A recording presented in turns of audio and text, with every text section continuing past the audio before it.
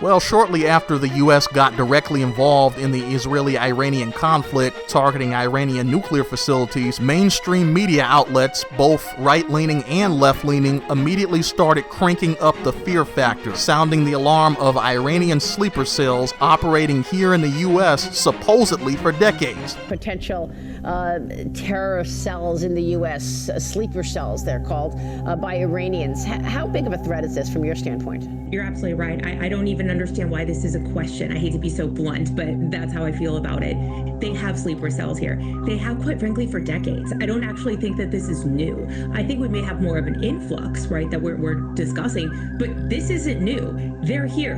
They have been here. They are just waiting for the right moment. And the fact that we're curious and questioning as to whether or not they're here is actually very shocking to me. Telling us that recently Iran sent a message directly to President Donald Trump, warning him that if he were to engage in U.S. military strikes against Iranian nuclear facilities, that Iran has a number of sleeper cells here in the United States, and they could unleash some sort of a terror attack here domestically. Now, okay, let me see if I'm understanding this correctly. The United States, alongside Israel, has the most powerful intelligence community in the world, the most advanced surveillance technology, the whole nine. Yet we're to believe what? That there have been Iranian sleeper cells operating here in the U.S. undetected for decades conveniently until now? This is an insult to our intelligence. Come on now. But when you look at a lot of the comments, people have bought the government line hook, line, and sinker, as they usually do. Now, admittedly, I am far more cynical when it comes to our government. I have a hard time believing anything they tell us. So you might be wondering exactly what I'm driving at here. In my personal opinion, when it comes to the powers that be behind the scenes, the shadowy movers and shakers, nothing is done by accident. Behind the scenes, chess pieces are being moved around, and when things are finally revealed to the masses, we are shown what they want us to see. Maybe it's true, maybe it's not. We have no way of knowing. Now, this sleeper cell story isn't being pushed for no reason. There is definitely a purpose behind it. Pre-programming is in full effect for what's coming. My fear is that the government is laying out the necessary backstory to explain an upcoming false flag terrorist attack blamed on Iran.